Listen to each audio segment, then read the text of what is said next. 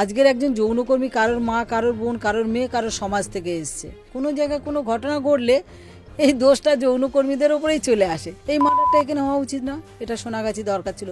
যৌনকর্মীরা মানুষ নয়, তারা কাজের জন্য এসছে। তারা মার্ডারও হবে কেন, রেপ বা হবে কেন? যৌনপল্লীতে কোনো মেয়ে চলে এলে সে আটকে গেল, সে আর বেরোতে পারবে না। দুর্বার কখনো বলবে না যে তুমি যৌন কাজের সঙ্গে যুক্ত হও। দুর্বার জবে থেকে হয়েছে প্রত্যেকটা যৌনকর্মী স্বাধীনতা পেয়েছে। এটা আমরা কি কখনো বলেছি যে আমরা খুব কষ্টে আছি, আমরা গিয়ে আপনাদের কাছে কেঁদেছি যে আমাদেরকে আপনারা খুব সহানুভূতি দেখান? আমরা সহানুভূতি চাই না মা যৌনকর্মী বলে তার মেয়ে যৌনকর্মী হতে হবে। সোনাগাছিতে যারা থাকে মহিলারা, তারা মানুষ নয়। 99% মেয়ে কিন্তু যৌন পেশাটা জেনেই এসেছে।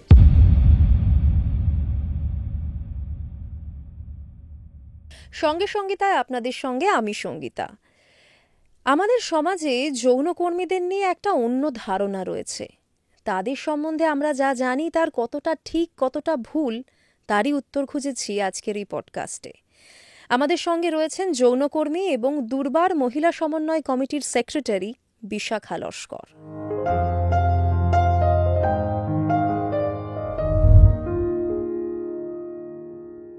বিশাখাদি, সঙ্গে সঙ্গীতায় আপনাকে স্বাগত। নমস্কার। কেমন আছেন দিদি? ভালো আছি। দুর্বার কেমন কাজ করছে এখন? দুর্বার ভালো কাজ করছে, আরও ভালো করার চেষ্টা করছি। আমাদের যে কথা, এই যে 30 বছর পূর্তিতে যে যৌনকর্মীরা তাদের সংগঠন বা তাদের যে প্রতিবাদ বা তাদের যে চাওয়া পাওয়াটা কতটা আমরা পেয়েছি, সেটা কিন্তু সেই প্ল্যাটফর্ম থেকে আমরা প্রত্যেকের কাছে বলতে চাই বা আমরা জানতেও চাই বা শিখতেও চাই যে দুর্বার 30 বছরে এখনও কেন আমরা শ্রমিকের অধিকার পেলাম না। সত্যি কি কোনো জায়গায় আমরা মিস করে যাচ্ছি কোনো পয়েন্ট? সেটা কি কেন অন্য অন্য দেশে কিন্তু শ্রমিকের যে কাজের অধিকারটা কিন্তু পেয়ে গেছে, কিন্তু যখন যৌনকর্মী দুর্বার মহিলা সমন্বয় কমিটি সমাজের উন্নয়নের জন্য অনেকগুলো কাজ আমরা করি। যেমন অ্যান্টি ট্রাফিকিংয়ের কাজ আমরা 2006 সাল থেকে করছি। প্রায় 2000-এর বেশি মেয়েকে পেশা থেকে তাদের তুলে বাড়ি বা সরকারি হোমে সিডব্লিউসির মাধ্যম থেকে পৌঁছেছি। বা আমরা সিআইডি ডিপার্টমেন্টের সঙ্গেও কাজ করেছি। লালবাজার ও সিআইটি দেবশ্রী ম্যাডাম ছিলেন তখন, ওনার সাথে কাজ করেছি বা বর্তমানে করছি। তো আমরা চাই যে সমাজের কিভাবে উন্নয়ন হবে সেটা কিন্তু যৌনকর্মীদের মনে চিন্তাভাবনা আছে। বা যে সমস্ত ক্লায়েন্ট আসে তাদের প্রোটেকশান দেওয়া বলতে কি, তারা যেন উইদাউট কন্ডমে কোনো সেক্স না করে, তারা HIV, এইডস বা গনোরিয়া, সিফিলিস ইত্যাদি যে রোগগুলো আছে তার আক্রান্ত যাতে না হয়। কেন যৌন কাজের সঙ্গে যারা যুক্ত আছে তাদের কাছে বিভিন্ন রকমের কাস্টমার আসে, আবার একটা কাস্টমার অনেক মেয়ের কাছেও যায়।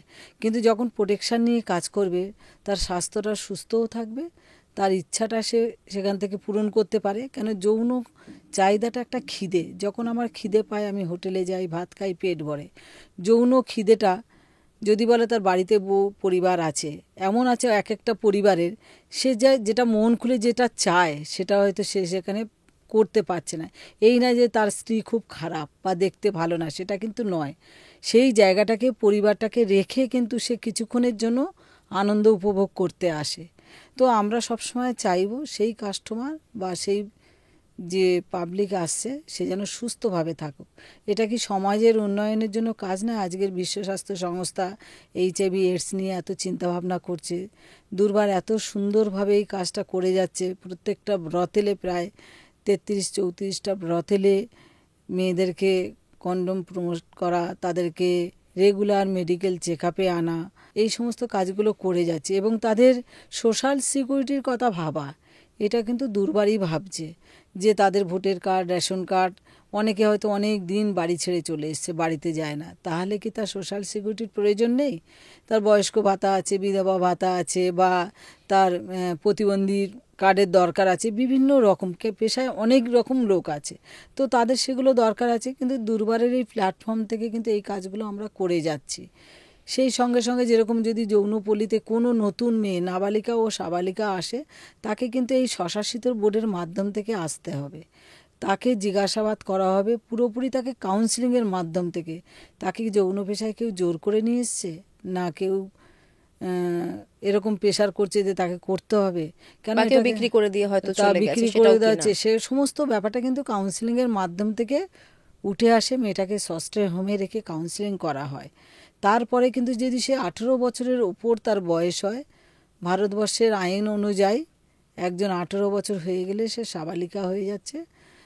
সে নিজেই সিদ্ধান্ত নেবে সে কোন কাজটা করবে, সে যৌন কাজ করবে না অন্য কোনো কাজ করবে। দুর্বার কখনো বলবে না যে তুমি যৌন কাজের সঙ্গে যুক্ত হও, সমস্ত কাজের অপশান দেবে। সে যদি নিজের ইচ্ছায় বেছে নেয় তাহলে এই বোর্ডের কাছে লিখিত দেবে যে আমি নিজের ইচ্ছা থেকে এই কাজটি করতে চাই বা করব। দুর্বার তাকে পেশা করতেও বলবে না, নাও বলবে না, সব কাজের অপশান দেবে। যদি মেয়েটা যৌন পেশার সঙ্গে যুক্ত হয়, এবারে কিন্তু আমাদের পাঠটা আরও বেড়ে গেল, কারণ তখন কিন্তু রেগুলার একটা এই কাউন্সিলিংয়ের ব্যাপারটা থাকবে। যারা আমাদের টিআইয়ের কাউন্সিলর আছে, যারা সমস্ত ব্যাপারটা বোঝে বা ডাক্তার, তাদেরকে এইচআইভি এডস কতটা ঝুঁকি, যৌন কাজের সঙ্গে আরও কী কী ঝুঁকি আছে, তারপরে ভাইলেন্স আছে, এবং যে কাজ করছে তার কাজের যে পারিশ্রমিক সেটা ঠিকঠাক বুঝে পাচ্ছে কিনা, সেটা কিন্তু আমাদের এই কাউন্সিলিংয়ের মাধ্যম থেকে তাকে পুরো তৈরি করে দেওয়া হয়, সবটা বুঝিয়ে দেওয়া হয় যে তোমার কাজ তুমি করলে এই পয়সাটা তোমাকে নিজে বুঝে নিতে হবে, তুমি যে কাজ করছো তোমাকেই বুঝতে হবে। সাপোর্ট তোমাকে সংগঠন দিল, তোমাকে কিন্তু প্রত্যেকটা 3 মাস পর পর এসে রেগুলার মেডিকেল চেক আপ করতে হবে। বছরে 2বার কিন্তু তোমাকে এইচআইভি টেস্ট, ভিডিআরএল টেস্ট করতে হবে। তোমার শরীরে কোনো রোগ আছে কিনা, থাকলে ট্রিটমেন্ট নিতে হবে, সেই ব্যবস্থা কিন্তু আমাদের এখানে আছে। এবং যদি বড় কোনো অসুবিধা হয় হসপিটালে যেতে হলে সেখানে কিন্তু সংগঠনের সাপোর্ট আছে, আমাদের স্টাফ আছে, তারা নিয়ে যাবে বা সেগুলো আমরা দেখব। এরকম করে তার কাউন্সিলিংয়ের মাধ্যম থেকে সেই মেয়েটাকে পুরোপুরি তৈরি করে দেওয়া। যদি কেউ যৌন পেশার সঙ্গে সে থাকতে চায় না, বাড়ি যেতে চায়, সে দেশের হোক আর বিদেশ বলতে অন্য জায়গা, বাংলাদেশ, নেপাল, যেখানেই হোক না কেন, দুর্বার এই কাজগুলো হামেশাই করে এসেছে যে তাদেরকে আমরা সরকারির মাধ্যম থেকে প্রসেসিং করে বাড়িতে তাদের পাঠিয়েছি। এবং মেয়েদেরকে বাড়িতে পাঠাতে গিয়ে এই দুর্বারের স্বশাসিত বোর্ডে যারা কাজ করে, যারা বোর্ড মেম্বার আছে বা আরও যারা মেম্বার আছে, আমরা মেয়ে বাড়িতে পৌঁছাতে গিয়ে আমরাও অবস্থার শিকারে পড়েছি, আমাদের প্রতিও ভাইলেন্স হয়েছে। এরকম হয়েছে ট্রেন থেকে ধাক্কা দিয়ে ফেলে দেওয়া হয়েছে। বলেন কি, মানে আপনারা নিজেরা তাদেরকে বাড়িতে পৌঁছতে যাচ্ছেন, তখন আপনাদের উপর অত্যাচার করা হয়েছে? এরকম হয়েছে, পাড়াতে তাকে গ্রামে ছাড়তে যাওয়া হয়েছে, ক্লাবের মধ্যে আটকে রেখে আমাদের মারা হয়েছে। আবার পুলিশ প্রোটেকশন নিয়ে আমরা সেই জায়গা থেকে বেরিয়ে আসি। এরকম হয়েছে যে ব্লেড টেনে দিতে গেছে গালে, এরকমও অত্যাচার হয়েছে। অনেক সময় অনেক রকমভাবে তাদের প্রতি টর্চারিং হয়েছে। হয়তো কেউ পিছন থেকে এসে এক থাপ্পড় মেরে দিল, এরা আবার মহিলা, এরা রেস্কিউ করবে, মানে নানান রকম নানান মন্তব্য আর কি, যদি মানুষ না জানে। কিন্তু আমরা এই কাজগুলো কখনো হাইলাইট করতে চাই না, কিন্তু জানানো দরকার। দেখুন দিদি, আমরা কিন্তু এখন ধরুন বিভিন্ন সিনেমায় দেখি, বিভিন্ন গল্পে পড়ি যে যৌনপল্লীতে কোনো মেয়ে চলে এলে সে আটকে গেল, সে আর বেরোতে পারবে না। আমরা কিন্তু সিনেমাগুলোতে সেটাই দেখি।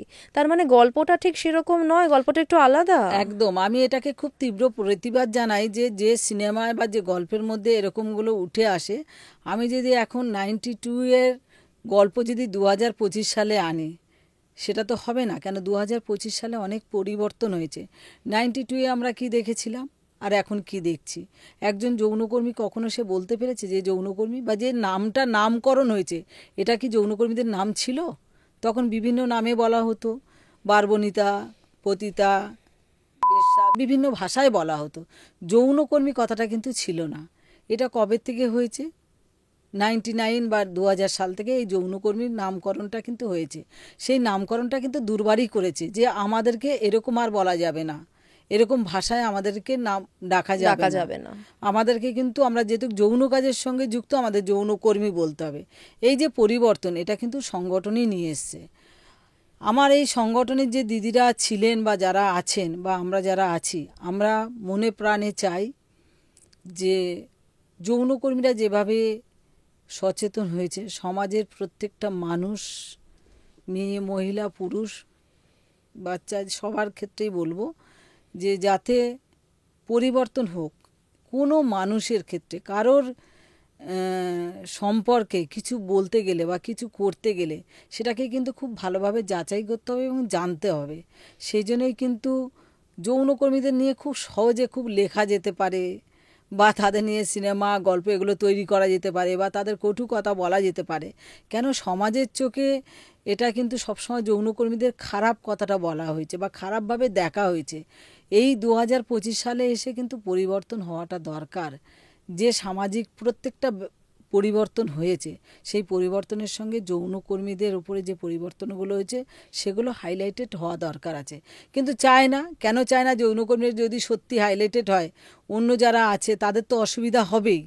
কেন যৌনকর্মীরা এত এগিয়ে এসেছে? আজকের আমরা নিজেরাই নিজেদের কথা বলছি, একটা সময় যৌনকর্মীদের কথা অন্য মানুষ প্রেজেন্ট করতো, সেই যৌনকর্মী রিলেটেড কেউ নয়। আমি আমার কথা যতটা বলতে পারবো আপনি বলতে পারবেন? পারবেন না, কখনোই নয়, কারণ কোনো সেই কমিটি এক্সপেরিয়েন্সই তো নেই কারো। তাহলে বলতে পারবে না। তাহলে তো বলার আগে তো ভাবতে হবে যে আমি কার বিষয়ে কথা বলছি। যে বা যারা এই সমস্ত কথাগুলো বলে তাদেরকে 10 বার ভাবা উচিত। আজকে যারাই সিনেমা লিখুক, নাটক লিখুক, যৌনকর্মীদের নিয়ে কোনো পেশাগিরি লিখুক, কিন্তু বাস্তবটা জানতে হবে। 100-র মধ্যে যদি একটা ঘটনা, সেই ঘটনাটাকে যদি হাইলাইট করে, তার আরও 99টা ঘটনা খুব ভালো কাজের জন্য রয়েছে, সেটাও কিন্তু হাইলাইটেড করতে হবে। আমি আমার নিজের টিআরপি বাড়াবার জন্য আমি এটাকে হাইলাইটেড করব, সেটা আমরা কিন্তু তীব্র প্রতিবাদ জানাই। আমি এটাকে একেবারে আমরা মেনে নেই না যে এগুলো করাটা উচিতই নয়। কেন করবে এটা? আমরা কি কখনো বলেছি যে আমরা খুব কষ্টে আছি, আমরা গিয়ে আপনাদের কাছে কেঁদেছি যে আমাদেরকে আপনারা খুব সহানুভূতি দেখান? আমরা সহানুভূতি চাই না। আমি একজন নাগরিক, আমি একজন মানুষ, আমার মানুষের অধিকার চাই, আমার সামাজিক অধিকার চাই, আমার কাজের অধিকার চাই, সেটা আমরা চাইছি। আমরা কারোর সহানুভূতি চাইছি না। আজকের একজন যৌনকর্মী কারোর মা, কারোর বোন, কারোর মেয়ে, কারোর সমাজ থেকে এসছে, সে তো কাজ হিসাবে বেছে নিয়েছে। তার কাজটা করতে যে সুযোগ সুবিধাটা করে দেওয়ার দরকার সেটা করুন না। সেটা না করে অন্য মন্তব্য করে তার কাজের বিবৃতি ঘটানো, সেটাও তো ঠিক নয়। সেটা কিন্তু অনেক সময় হয়, কোনো জায়গায় কোনো ঘটনা ঘটলে এই দোষটা যৌনকর্মীদের ওপরেই চলে আসে। এই যৌনকর্মী তো, এরা এই কাজটা করতে পারে। যৌনকর্মীরা আপনাদের থেকে যারা বলছেন অনেকটা বুদ্ধিমতী, তারা বোঝে, মানুষকে হ্যান্ডেল করতে পারে, ভদ্রতা জানে, ড্রেস কোড থেকে শুরু করে কথা বলা থেকে শুরু করে প্রত্যেকটা জিনিস। কিন্তু কিছু রাপ কিছু হলেই যৌনকর্মীদের একটা ড্রেস কোড নিয়ে কথা হোক, যৌনকর্মীরা মানে খুব উগ্র ড্রেস পরে, মানে এরকম একটা মন্তব্য। এগুলো কিন্তু আমরা খুব প্রতিবাদ জানাই, এগুলো আমরা একবারে মেনে নেই না। হ্যাঁ, এরকম কিন্তু হয়, আমরা অনেক সময় শুনে হ্যাঁ, থাকি। এরকম মানে রেপ হয়েছে, এই রেপটা কিন্তু এখানে হওয়া উচিত না, এটা সোনাগাছিতে হওয়া উচিত ছিল। কেন? সোনাগাছিতে যারা থাকে মহিলারা, তারা মানুষ নয়? এই মার্ডারটা এখানে হওয়া উচিত না, এটা সোনাগাছি দরকার ছিল। যৌনকর্মীরা মানুষ নয়, তারা কাজের জন্য এসছে, তারা মার্ডারও হবে কেন, রেপ বা হবে কেন? আমি যখন নিজের ইচ্ছায় কাজটা করছি, তো পয়সার বিনিময় করছি। আমাকে কেউ রেপ করে গেলে আমি তাকে ছেড়ে দেবো? সেটা কিন্তু আমার পেশা না, সেটা আমার ইচ্ছার বিরুদ্ধে হচ্ছে। এই কথাগুলো কিন্তু ভাবতে হবে। রেপটা রেপই, যারই হোক না কেন, যেই হোক রেপটা না রেপ। কেন, যারই হোক না কেন, সেটা রেপ, সেটা কিন্তু সেইভাবেই নেব আমরা। যে বা যারা এই সমস্ত ভাবনা ভাবছে, সেই ভাবনাগুলো তাদের পরিবর্তন হওয়া দরকার আছে, পরিবর্তন হয়ে যাওয়াটা দরকার মন্তব্য করার আগে। আমরা সাধারণ মানুষরা হয়তো কোথাও না কোথাও ভাবি যে যৌনকর্মীরা হয়তো খুব খারাপ আছেন, তারা খুব কষ্টে আছেন, দুঃখে আছেন। এটা কি সত্যি না তারা সত্যি ভালো আছেন এখন? যৌনকর্মীরা কষ্টে নেই, আমি এটা বলবো। যৌনকর্মীরা ভালো আছে, কিন্তু যৌনকর্মীদের ভালো থাকাটা কোনো কোনো শ্রেণীর অসুবিধা, তারা মেনে নিতে পারে না। সেই জন্য যৌনকর্মীরা ভালো থাকলে কেন তারা মেনে নেবে? একজন যৌনকর্মী সে স্বাধীন, সে কি খাবে সে নিজেই ঠিক করে, কোন কাপড় পরবে নিজে ঠিক করে, কি কিনবে নিজেই ঠিক করে। তার হাজব্যান্ড বলে এরকম তার কারোর থেকে পারমিশন নিতে হয় না। কিন্তু আমাদের মা জেঠিমাদের দেখেছি হাজব্যান্ডের পারমিশন নিতে হবে, কী রান্না হবে, একটা শাড়ি কিনে দাও না। কেন এটা হবে? আজকের আমরা নারী পুরুষ দুজনে যদি সমান অধিকার থাকে, তাহলে সমান অধিকার থাকা উচিত। সে যৌনকর্মী বলে না, কোনো পেশা ঘিরে না, প্রত্যেকটা নারী পুরুষের সমান অধিকার থাকা উচিত। তুমি যদি সিদ্ধান্ত নিতে পারো, আমিও নেব। খালি পেশা ঘিরে বলা কেন? সেই জায়গা থেকে আমি বলবো যৌনকর্মীরা অনেক স্বাধীন। হ্যাঁ, অ্যাকচুয়ালি তাই। মানে আমাদের সমাজ কিন্তু যৌনকর্মীদের একেবারে অন্যরকমভাবে আমাদের চিনিয়েছে। সেই জায়গা থেকে কিছু কিছু ভুল ধারণা হয়তো সত্যিই ভাঙা দরকার। এই যে আপনি বললেন যে আপনারাই নিজেরাই কোনো মেয়ে নাবালিকা যদি কেউ চলে আসে তাকে বাড়ি পাঠান, এই ব্যাপারগুলো মানুষ তো ভাবতেই পারে না, হয়তো মানুষ জানতেই পারে না। মানুষের মনে সেই ধারণাটা আজ অবধি নেই যে আপনারাই এই কাজগুলো করছেন, তাদের বাড়ি পাঠিয়ে দিচ্ছেন। এই ঘটনাগুলো একটু বলুন দিদি, তাহলে মানুষের ভুল হয়তো কিছু ভাঙবে। এখনো আমি বলি আবার, যদি মানুষ অনেকেই জানে যে দুর্বার এই অ্যান্টি ট্রাফিকিংয়ের কাজটা খুব ভালোভাবে করতে পেরেছে, কিন্তু এই সমাজে যৌনকর্মীরা ভালো কাজ করতে পারবে সেটা আমরা মানে মনে থেকে আমার সামনে যারা বসে আছে কতজন মেনে নেয়? কেন যৌনকর্মীদেরকে সবসময় খারাপ খারাপ খারাপ বলা হয়েছে। সেই খারাপ মানুষটা যে ভালো কাজ করতে পারে সেটা আমরা কতজন মেনে নিতে পারি? এই মানাটা একটা বড় কথা। আজকের সমাজ বা সরকার প্রত্যেকে জানে দুর্বার 30 বছর, বেশি কিছু দুর্বার সম্পর্কে না জানলে দুর্বারের নামটা কিন্তু সবাই পশ্চিমবঙ্গে জানে, সবাই জানে এখন। তাহলে কি মনে কখনো প্রশ্ন আসে না যে আমরা একবার যাই, দুর্বার সম্পর্কে জানি, বা দুর্বারের যে ওয়েবসাইট আছে সেখানে কি আছে, সেখানে কি দেওয়া আছে, আমাদের প্রত্যেকটা নামে নামে হিস্টোরি দেওয়া আছে, কি কাজ করি সেটা দেওয়া আছে। তো সেগুলো জানার চেষ্টা করলে জানতে পারে। কিন্তু কেউ যদি ভালো কাজ করে আমার মন থেকে মানতে গেলে একটু কষ্ট হবে। সেই কষ্টটা যখন আমি মনে করব যে সরিয়ে দিতে পারি যে ও ভালো কাজ করছে মানে আমি ওকে সাপোর্ট করি, অ্যাপ্রিশিয়েট করব। এটা যখন আমি করতে পারবো তখন কিন্তু মানুষের ভালো কাজটা সমাজে প্রত্যেকটা জায়গায় ছড়িয়ে যাবে। এই বিভিন্ন ইউনিভার্সিটি কলেজ থেকে ছেলেমেয়েরা আমাদের কাছে আসে আমাদের কাজ সম্পর্কে জানতে। দেশ বিদেশের কলেজ থেকে আসছে, তারা কেউ পিএইচডি করছে, কেউ মাস্টার্স করছে, আসছে আমাদের কথা জানছে, তারা আমাদের কাজকর্ম দেখছে। তো এই যে পরিবর্তনটা আমরা তাদের কাছে আমাদের বলি যে আমাদের চাহিদাটা কি আছে। চাহিদা আমরা যে নিউ জেনারেশন আসছে তাদের মারফতে এই দুর্বারের কর্মকাণ্ডটাকে ছড়িয়ে দিতে চাই, আপনাদের মারফতে সবাইকে জানাতে চাই যে আপনারা জানুন, আপনারা আসুন। যদি সত্যি আপনাদের এখানে আসতে অসুবিধা হয়, যদি অনেকের মনে ভয় আছে সোনাগাছি গেলে আমাকে কেউ ধরে মারবে বা এগুলো, তার জন্য কিন্তু দুর্বার আছে। দুর্বার যদি একবার জেনে যায় যে এরকম ঘটনা ঘটবে, যৌনকর্মীরা এতটা খারাপ নয় যতটা খারাপ মানে বাইরে থেকে ভাবা হয়, এতটা খারাপ নয়। কিন্তু হ্যাঁ এটাও বলবো যে 100-র মধ্যে যে 100 ভালো সেটাও নয়। কিছু একটা গ্রুপ আছে সেটা কিন্তু যৌনকর্মীদের বদনাম করার জন্য বিভিন্নভাবে কথা ছড়ায়। আদৌ সেটা যদি আমরা যাচাই করে দেখি সে কি যৌনকর্মী, সে সত্যি সত্যি পেশাটাকে ভালোবেসে করে, না যৌনকর্মীদের নাম ভাঙে নিজের কাজটাকে হাসিল করে যৌনকর্মীদের বদনাম করছে, সেটাও আমাদের দেখতে হবে। সেটা বাইরে থেকে সবসময় সম্ভব হয় না। কিন্তু যখন দুর্বারের কাছে গিয়ে পড়বে দুর্বার এটা চিনতে পারবে। আমরা এটা জানি কোন মানুষটা কি করে, কিন্তু অনেক সময় আমরা তো মহিলাদেরকে এইভাবে বদনাম করতে পারি না। কেন বদনাম করলে ও তো চিহ্নিত হয়ে যাবে, সেই জন্য অনেক সময় এটাকে চাপা দিয়ে বা তাকে বোঝানো হয়। যখন একান্ত সে শুনবে না তখন কিন্তু দুর্বারের যে নীতির জায়গা আছে, সে মহিলা হলেও কিন্তু আমরা সেই জায়গাটা সাপোর্ট করব না, সেটা আমরা প্রতিবাদ করব। নাবালিকা মেয়েদের যাদেরকে দিদি আপনারা বাড়িতে পাঠান, ফেরত পাঠিয়ে দেন, বা যাদের ইচ্ছে নেই, ইচ্ছের বিরুদ্ধে যাদেরকে নিয়ে আসা হয়েছে তাদেরকেও আপনারা বাড়ি ফেরত পাঠিয়ে দেন, এরকম কিছু ইনসিডেন্ট আমাদের সাথে একটু শেয়ার করুন। অনেকগুলো ঘটনা এরকম আছে। আমরা বেশিরভাগটা যেটা করি যে একটি মেয়ে আমাদের কাছে আসলো, আমরা যখন কাউন্সিলিং করে জানতে পারলাম, অনেক সময় ইচ্ছা থাকলেও আমরা কাউন্সিলিং করে তাকে বাড়িতে পাঠাবার চেষ্টা করি। কেন 18 বছর বয়স হয়ে গেলে মানে তার সবসময় সিদ্ধান্ত নেওয়ার ক্ষমতা হয় না, থাকে কি না, সব সময় হয় না। আমরা চেষ্টা করি যে তাকে অপশানটা দিয়ে যে তুমি পড়াশুনো করো, তুমি এই কাজটা করো, করলে দেখবে তুমি জীবনে আরও অনেকটা এগিয়ে যাবে। যদি তোমার মনে করো কিছু সাপোর্টের দরকার, হয়তো টাকা পয়সা দিয়ে আমরা তো সাপোর্ট করতে পারবো না, কিন্তু আমাদের সোর্স যেটা আছে সেটা কাজে লাগাতে পারি। তুমি কিন্তু আমাদের কাজে লাগিয়ে নিতে পারো, সেটার জন্য আমি তোমার জন্য আছি, অ্যাডভোকেসি করতে পারি বা এই জায়গাটা তোমাকে আমি দিতে পারি। সেটা অনেক ক্ষেত্রে হয়েছে, পড়াশোনার ক্ষেত্রে হয়েছে, আমরা করেছি অনেক মেয়েকে সাপোর্ট। তো সেই জায়গা থেকে আমরা বলবো যে যখনই এই মেয়েগুলো আসে আমরা সবসময় তাদেরকে রাস্তাগুলো দেখাই যে যৌন কাজ কেন, আরও কাজ আছে, তুমি বেছে নাও। কিন্তু আরও কাজের যে প্রবলেমগুলো আছে যখন শেয়ার করে, আমি 2-3টে উদাহরণ দিচ্ছি। যারা গৃহশ্রমিক আছে, সবাই কি সেফ সব বাড়িতে?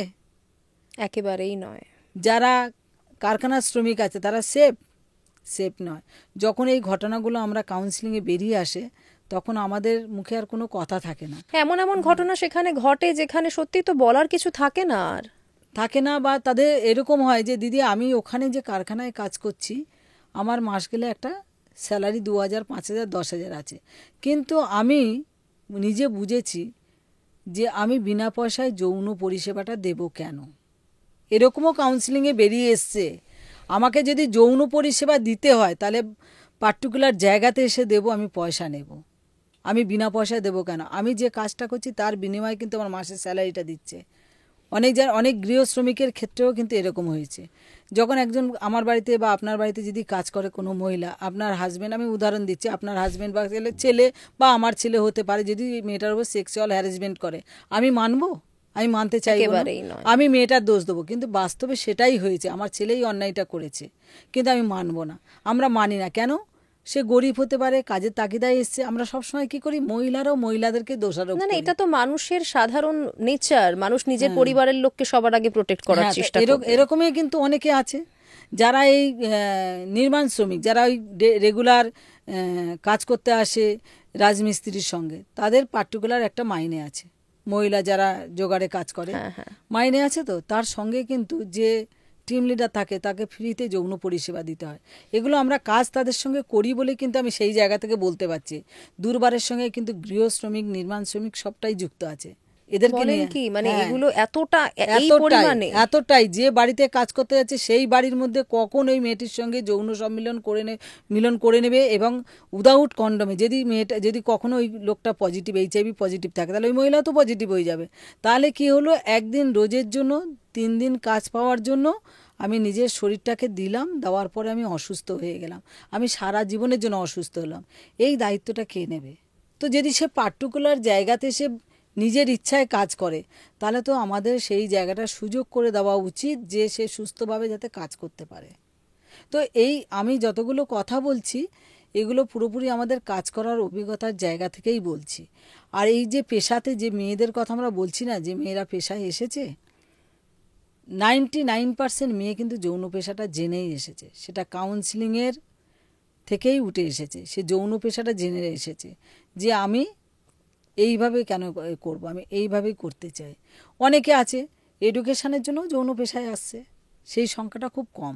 মানে এটা হয়? হ্যাঁ, আমার হাই এডুকেশনের দরকার, কিন্তু আমার কাছে টাকা নেই। আমি কিছুদিন যৌন কাজ করলাম, পয়সা রোজগার করে নিয়ে আমি কলেজ বা আমার সেই এটা আমি পূরণ করে নিলাম, আমি যৌন কাজের সঙ্গে থাকলাম না। কেন এরকম বাধা ধরা নেই যে আসলেই থাকতে হবে, এরকম কোনো ব্যাপার নেই, কোনো জোর জবস্তি নেই। এইটাও একটা ভুল ধারণা মানুষের মনে আছে, হ্যাঁ, একবার ওখানে ঢুকলে আর বেরোনো না যায় না, না। এটা একেবারে ভুল। দুর্বার জবে থেকে হয়েছে, প্রত্যেকটা যৌনকর্মী স্বাধীনতা পেয়েছে, যে ওখানে ঢুকলে বেরোতে পারবে না। কোনো একটি মেয়ে বলতে পারবে যে আমাকে এখানে কেউ আটকে রেখেছে? যদি কেউ মিথ্যা বলে, যখন তার সামনাসামনি জিজ্ঞাসা করবেন, সে বলতেই পারবে না যে আটকে রেখেছে। কারোর ক্ষমতা নেই আটকে রাখার। কি করে আটকে রাখবে? কেন আটকে রাখবে? আমি যদি আমার ইচ্ছা না থাকে, আমাকে কেউ জোর করে আটকে রাখবে? তাহলে এত ব্যবস্থা আছে, আমি বলছি না কেন? তাহলে আমি নিজে থেকে আটকা পড়ছি, আমার নিজের ইচ্ছা আছে তাই। এই যে ভুল ধারণা, এটা নয় কখনো যে কেউ কাউকে আটকে রাখবে। তাহলে মানে যারা ফ্লাইং আছে, তারা রেগুলার যে মানে বাড়ি থেকে আসছে, তারা সোনাগাছি বিভিন্ন জায়গায় কাজ করছে, বেরিয়ে চলে যাচ্ছে। মানে এরকম মানুষজনও আছেন যারা বাড়িতেই থাকেন, তারা এসে কাজ করেন আবার রেগুলার, চলে যান। তাদের একটা টাইম আছে পার্টিকুলার। সকাল 6টায় বাড়ি থেকে বেরোলো, 10টায় এখানে আসলো, 6টার সময় আবার বেরিয়ে চলে গেল। সন্ধ্যে 6টায় আসলো, রাত্রে 10টায় বেরিয়ে গেল। বিভিন্ন রকম কাজের কথা, আয়ার কাজ বিভিন্ন বলে এসে তারা পার্টিকুলার টাইমে কাজ করে সে চলে গেল। সময়টা কম, তার যেটুকু রোজগার করে সে বাড়িতে ছেলে মেয়ে পড়াশুনো প্রত্যেকটা জিনিস তার বজায় থাকলো, অথচ সে কাজটা চলে গেল। তাহলে কি এটা কি স্বাধীনতা নয়? অনেক সময় স্বাধীনতাটা না খুব ওপেন করে দেখানো যায় না। যাদের জন্যই তারা করছে, আবার তার পরিবারের লোক তারপরেই আঙুল তুলবে। হ্যাঁ, সত্যিটা বলে দিলে তো সত্যিটা মুশকিল। বলে দেবে। কেন আমাদের সামাজিক যে পরিবর্তনটা, সেটা কিন্তু এখনো আসেনি, এখনো অনেক সময় লাগবে। মানে এই যৌনকর্মীদের রোজগারের টাকায় খাওয়া দাওয়া করতে অসুবিধা নেই, কিন্তু তাদের কাজটাকে মানতে অসুবিধা। একদম। তাহলে তো আমরা এতদিনে 30 বছরে আমাদের কাজের স্বীকৃতিটা তো আমাদের পাওয়া দরকার।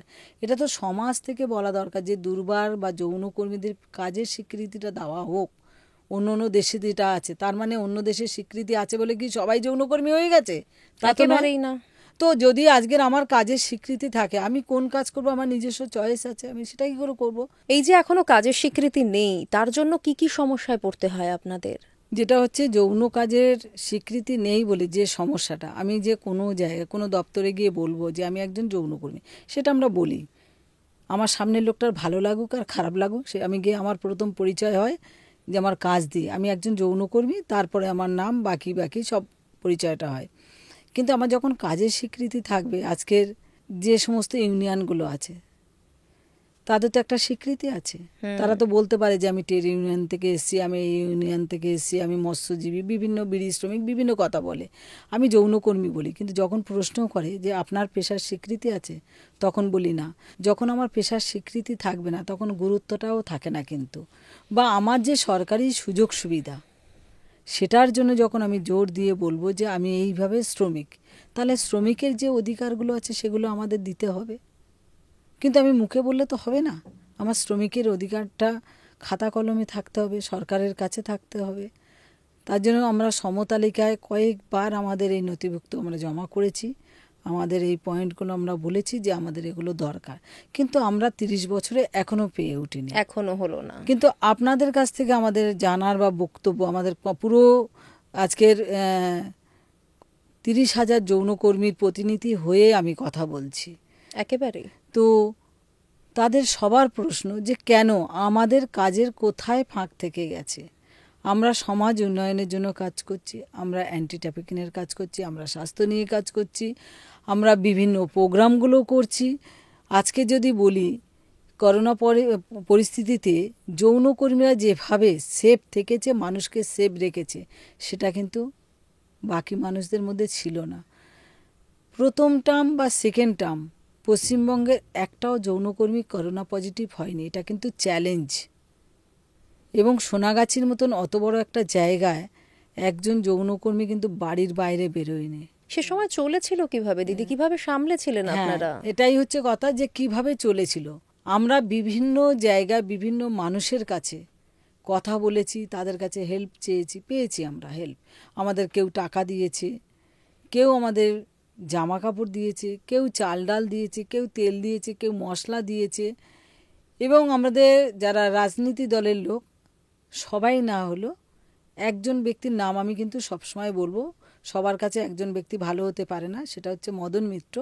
যৌনকর্মীদের প্রতি ওনার একটা সহানুভূতি আলাদা আছে, আমি দেখেছি। এই কারণে উনি ওই পরিস্থিতিতে জল থেকে শুরু করে একটা সবজি, নুন, চাউমিন থেকে শুরু করে প্রত্যেকটা জিনিস একবার না দুবার উনি সবার কাছে ঘরে ঘরে পৌঁছে দিয়ে গেছিলেন। আমরা একবার ফোন করে বলেছি। রামকৃষ্ণ মিশন থেকে আমরা পেয়েছি, সৌরভ গাঙ্গুলির থেকেও আমরা পেয়েছি, আরও অনেকের থেকেই পেয়েছি। তো সেখান থেকে যেখানে টাকা পেয়েছি সেখান থেকে আমরা কিনেছি, যেখান থেকে চাল ডাল এসছে সেখান থেকে আমরা তাদের মধ্যে দিয়েছি। 2023 মার্চ অবধি আমরা কিন্তু মেয়েদেরকে ডিস্ট্রিক্ট কলকাতা মিলে 70,000 মানুষকে রান্না, খাবার, ড্রাই ফ্রুট, তাদের জামা কাপড় ইত্যাদি সব দিতে পেরেছি, মেডিসিন সেটা করতে পেরেছি। তারপরে যখন আস্তে আস্তে নর্মাল হয়েছে, এখন তার দেওয়ার কোনো প্রশ্ন নেই, প্রয়োজনও নেই, আর এখন প্রয়োজনও নেই। আবার যদি তখন আসে দেখা যাবে, পরের কথা পরে। দুর্বার কিন্তু সবসময় দেখে যে ওই টাইমটা আর কি আমরা ক্রাইসিসটা খালি যৌনকর্মীদের দেখিনি, সব মানুষের। এই যে 70,000-এর কথা বলছি, এটা তো একটা হিসাব আমি যৌনকর্মীদের বললাম। তার সঙ্গে যদি আমরা দেখি জেনারেল পাবলিক যারা এসে দাঁড়িয়েছে আমাদের সামনে, জানি কিন্তু যৌনকর্মী নয়, কিন্তু আমাদের মনে হয়েছে যে এই মানুষটার প্রয়োজন, একে দিতে হবে, আমরা কিন্তু দিয়েছি। আমরা কিন্তু কাউকে সরিয়ে দেইনি।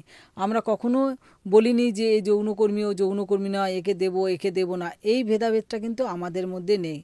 আমরা জানি যে যদি কোনো মানুষ আমাদের কাছে আসে সাহায্যের জন্য, আমরা কিন্তু তার জন্য আছি, সে যেভাবে হোক আমরা সাহায্য করব। না যথেষ্ট, সত্যিই তো এটা বড় মনের পরিচয় না। আপনারা যেভাবে করেছেন, যে সময়টায় মানুষের সত্যি প্রচণ্ড খারাপ সিচুয়েশন হয়েছিল, প্রতিটা মানুষ সমস্যায় পড়েছে, তখন সবাই ভাবছিল, সবাই বলছিল যে যৌনকর্মীদের এই মুহূর্তে কি পরিস্থিতি, কেননা তাদের কাজটা তো সত্যিই একেবারে মানুষের সঙ্গে। সেখানে তারা কিভাবে আজকে বেঁচে রয়েছে, কিভাবে খাওয়া পড়া করে আছে, তাদেরও বাচ্চা কাচ্চা আছে, ছেলে মেয়ে রয়েছে, সবার কথা অনেকে ভেবেছে, অনেক এনজিও হয়তো এগিয়েও এসেছে। হ্যাঁ, অনেকে এসেছে। দেখুন, সবাই ভালো মনের মানুষ, এরকমও হয়েছে, এটা অন্যভাবে নেবেন না। কেউ হয়তো 200 মুড়ি দিয়ে সে একটা ফেসবুক লাইভ করেছে। ও আচ্ছা, এসবও হয়েছে। কেন আমি বললাম যে যৌনকর্মীদের অনেক রকমভাবে ব্যবহার করা যায়। এরকম হয়েছে, প্যাকেট বানিয়েছে, তার মধ্যে হয়তো 200 ডাল, 100 তেল, 250 চাল, এরকমও দিয়েছে, কিন্তু আমরা তাদেরকে কখনো অসম্মান করিনি। আমরা সেটা খুব হাসি মুখে নিয়েছি, কেন ওটাও আমাদের কাছে প্রয়োজন।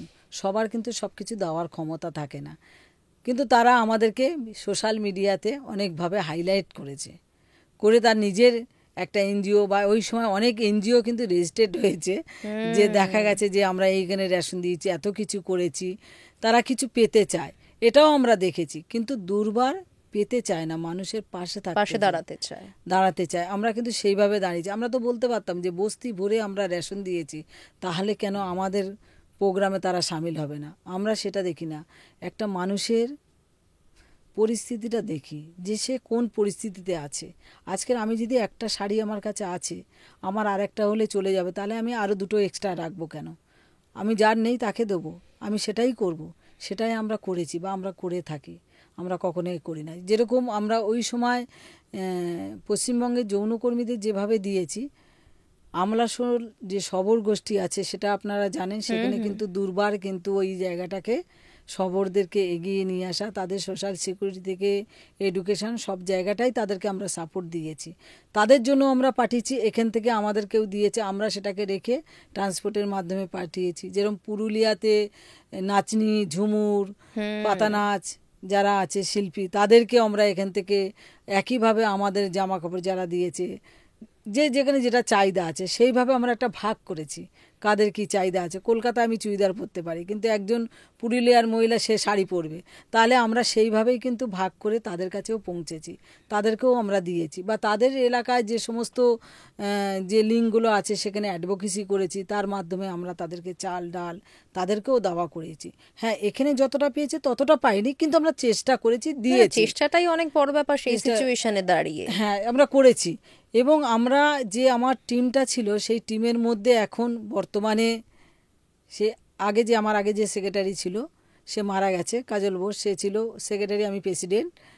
আর ডক্টর সরজিৎ জানা হচ্ছে আমাদের ফাউন্ডার মেম্বার, উনিও করোনাতেই মারা গেছেন, এই সমস্ত মানে তৃতীয় পার্টেতে গিয়ে মারা গেছেন। ওনার বাড়িতে গিয়েই উনি করোনা পজিটিভ হয়েছেন, উনিও আমাদের সঙ্গে ছিলেন, উনিও কিন্তু খুব হেল্প করেছেন।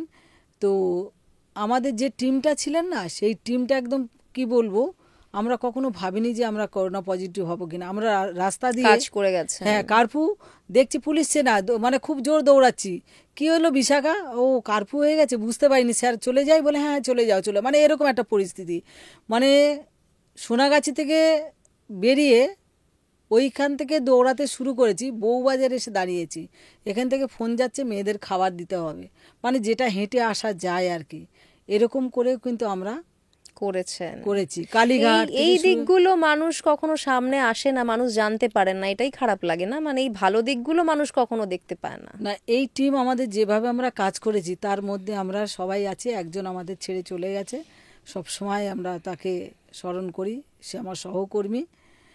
তো আমরা কখনো ভাবিনি যে অসুস্থ হব, আর সত্যি কথা আমরা কেউ অসুস্থ হইও নেই। আমরা কখন রাত হয়েছে জানি না, রাত 12টা 1টা বেজে গেছে বুঝতেই পারছি না, তখনও প্যাকিং করেই চলেছি আমরা, মানে আমরা কি খাচ্ছি বুঝতে পারছি না। একজন আছে সে ডাল চাল সিদ্ধ হচ্ছে, যেরকম খাওয়া হয় বাঁচতে হবে এরকম খেয়ে কাজ করেই যাচ্ছি। হয়তো খুব ক্লান্ত হয়ে গেলাম, তখন আবার 2 ঘন্টা ঘুমিয়ে নিলাম। কখনো স্নান কি খাওয়া এগুলো আর আমরা বুঝতেই পারছি না, কোনো লেবার পাচ্ছি না। আমাদের নিজেরাই মাথায় করে চালের বস্তা সেন্ট্রাল এভিনিউ থেকে বয়ে নিয়ে আসা, আবার সেগুলো প্যাকিং। আসলে নিজেরা খুব কষ্ট করে সবকিছু পেয়েছেন, তো তাই জন্য মানুষের কষ্টটা হয়তো বুঝতে পারেন, এটাই আমরা চেষ্টা করি সবাই ভালো থাকুক। দিদি, আপনি একটা ঘটনা অফ ক্যামেরা আপনার সাথে কথা হচ্ছিল যে কোনো নাবালিকা 2জন তরুণীকে আপনারা নিয়ে এসেছিলেন, তাদেরকে মনে হয় বাড়ি পাঠানোর চেষ্টা করছিলেন, কিছু একটা ঘটনা ঘটেছিল। যেটা হচ্ছে এটা সালটা এই মুহূর্তে আমার ঠিক মনে পড়ছে না। 2টি মেয়ে ঠিক কালী পুজোর আর কি, কালী পুজোর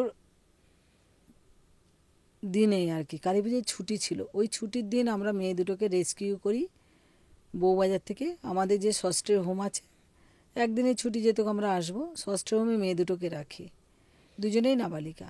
তো ওই সময় তার বাড়িতে পৌঁছাতে যাওয়া যাবে না বা কাউন্সিলিংও হবে না। তো ষষ্ঠী হোমে রাখার পর ওই দুটো মেয়ে, আমাদের যে হোম মাদার ছিলেন তাকে মার্ডার করে দিয়েছিলেন, কবিতাদিকে, মানে মার্ডার করে দিয়ে পালিয়ে গেছিলেন।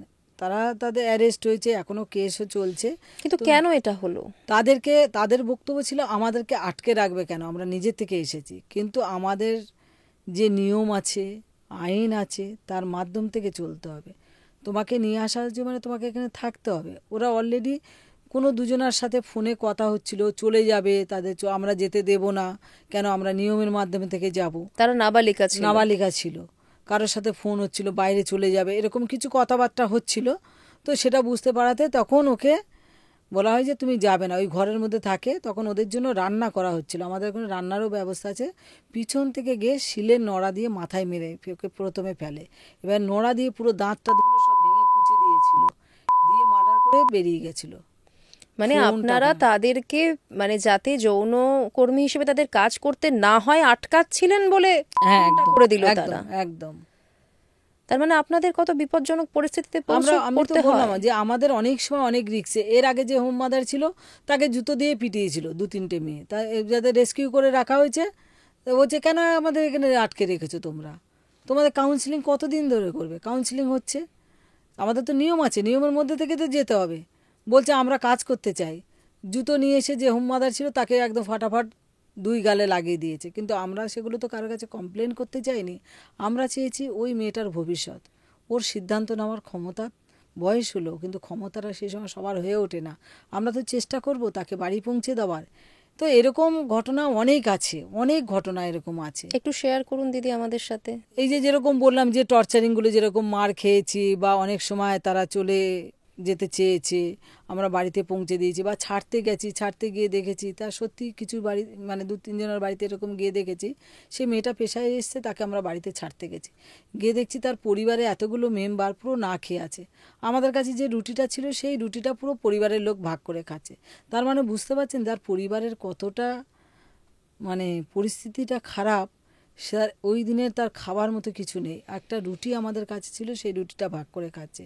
তার মানে তার কতটা চাহিদা আছে, সেই জন্য সে আসছে। কিন্তু সেখানে আমাদের নিয়ম বা সিস্টেমে আটকে যায়। এরকম অনেক দেখেছি। এরকম অনেকে মেয়েরা এসেছে, সে কলেজে ভর্তি হবে, টাকা নেই, কিন্তু কেন তুমি এসেছো কাউন্সিলিংয়ে? বেরোলো, বলে আমি পড়াশোনা করতে চাই, আমার কাছে টাকা নেই। তো তোমার কত টাকা লাগবে, তুমি তবে এই কাজটা করবে? তো তার একটা অ্যামাউন্ট সে বললো যার যেটা লাগবে।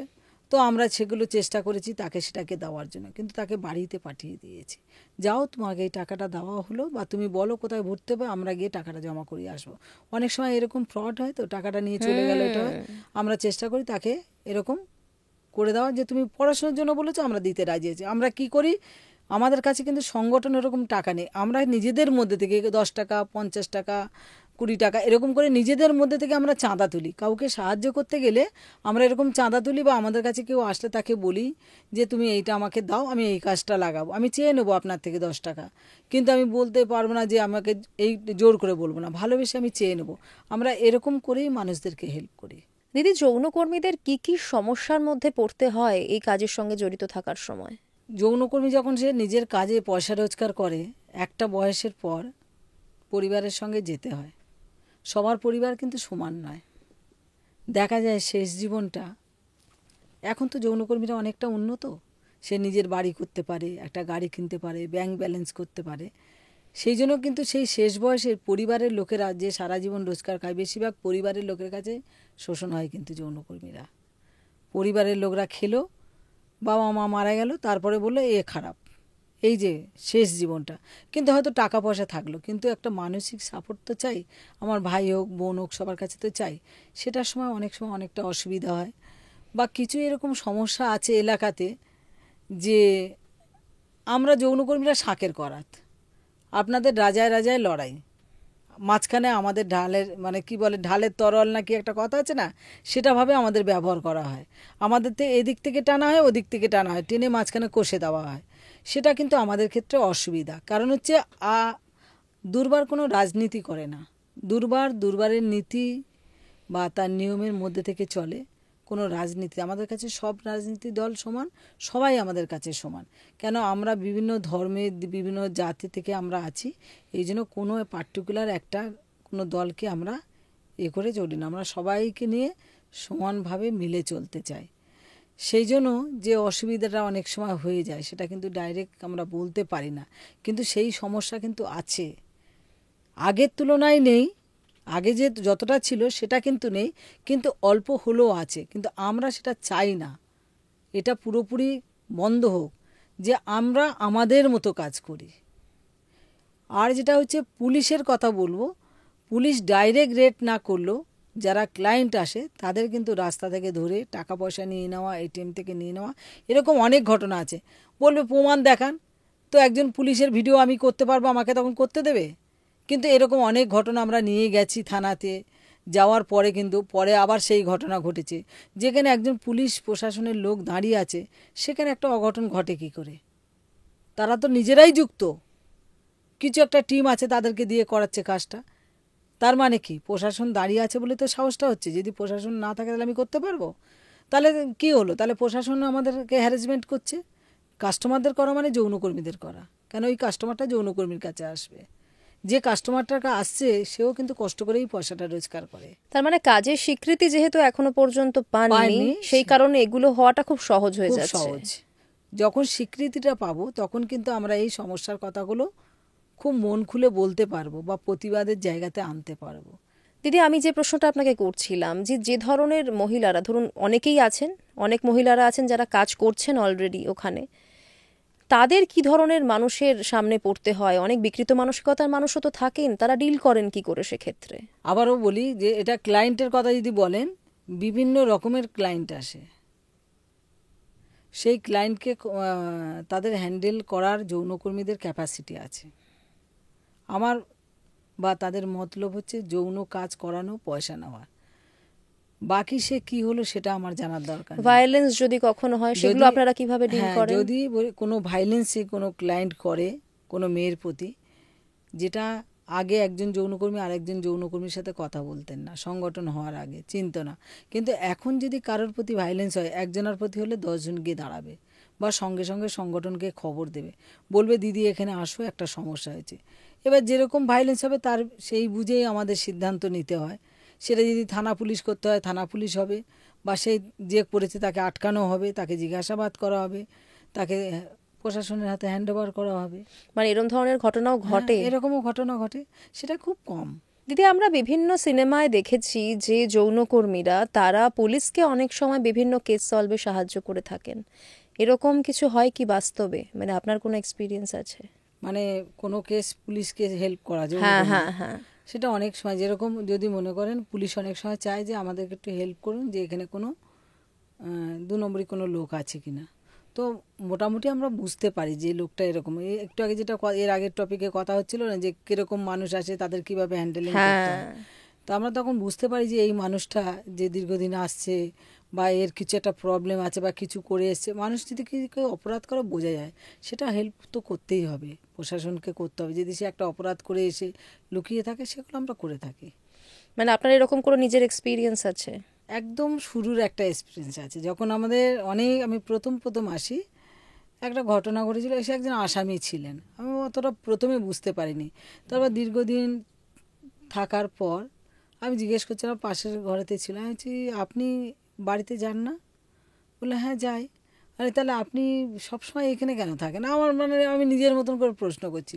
তারপর কেন যেন আমার মনে হয়েছে যে এ কিছু একটা অপরাধ করেছে, না হলে কেন এরকম করে, বা তার কথাবার্তা বা কিছু জিনিস, তার মানে ভয় পাওয়া। যদি কেউ অপরাধ করে তার একটা মনের মধ্যে ভয় থাকে না, একদম। সেটা কিন্তু চেহারার মধ্যে ফুটে ওঠে। তো তখনও মনে হয়েছিল। তারপরে তার 2-3 দিন পরে যখন পুলিশ ওকে অ্যারেস্ট করে, ও তখন আমাকেই সন্দেহ করছিল, যেহেতু আপনি প্রশ্নটা করেছিলেন। আর সে কাজটাও আমি করেছি অবশ্য, এটা করিনি তা নয়। আমার মনে হয়েছিল এটা কিছু অপরাধ করেছে। তো আমার যেহেতু সম্পর্ক ভালো ছিল, আমি কথা বলতে বলতে বলেছি। তখন আমাদের তো বটতলা থানা, তো আমি বললাম হ্যাঁ এরকম আছে, জিজ্ঞেস করেছে আমাকে, বলছি হ্যাঁ আছে। তো সেটা বুঝে হোক আর না বুঝে হোক করে ফেলেছি, কিন্তু ঠিক হলো, একজন তো একটা অপরাধী ধরা পড়লো। তো এটা বুঝে বা না বুঝে আমরা এই হেল্পগুলো করে থাকি, সবাইকে হেল্প করার চেষ্টা করি। পুলিশকে করি, প্রশাসন মানে একে করি, রাজনৈতিক লোককে করি, কোনো একজন জেনারেল পাবলিককে করি, কোনো মহিলাকে করি, সবাইকে করার চেষ্টা করি। যদি কেউ অন্যায় করে সেটাকে চেষ্টা করি যে আমরা অন্যায়টা করবে না। একদমই তাই। অন্যায়ের বিরুদ্ধে আপনাদের একটা সবসময় থাকে, বলার থাকে। দিদি, আপনি সেক্রেটারি হিসেবে আপনাকে কি কি দায়িত্ব নিতে হয়? দুর্বারের প্রায় 54টা ব্রথেল আছে ওভারঅল ওয়েস্ট বেঙ্গলের মধ্যে। তো এই ব্রথেলের প্রত্যেকটা ব্রথেল থেকে যে দায়িত্বগুলো নিতে হয়, আমার নিজস্ব একটা প্ল্যানিং থাকে যে এতগুলো ব্রথেল আমি কিভাবে হ্যান্ডেলিং করব। তো প্রত্যেকের সঙ্গে আমার একটা যোগাযোগ থাকে, সব থেকে বড় যোগাযোগ সেটা হচ্ছে ফোন। একজন করে লিডার আছে, কেন লিডার যতক্ষণ না থাকবে আমি কাজ করতে পারবো না। আমি তাকে লিডার বানালাম বা আমরা বানালাম, বানিয়ে তাকে বললাম যে তোমার এই এলাকাতে কি সমস্যা সেগুলো কিন্তু তুমি একটু আমাকে বলবে, বা আমি তোমাকে ফোন করব বা তুমি আমাকে ফোন করবে। না হলে তো আমার পক্ষে এখান থেকে বসে এখন শিলিগুড়ির খবর নেওয়া সম্ভব নয়, তো আমাকে তো যোগাযোগ রাখতেই হবে।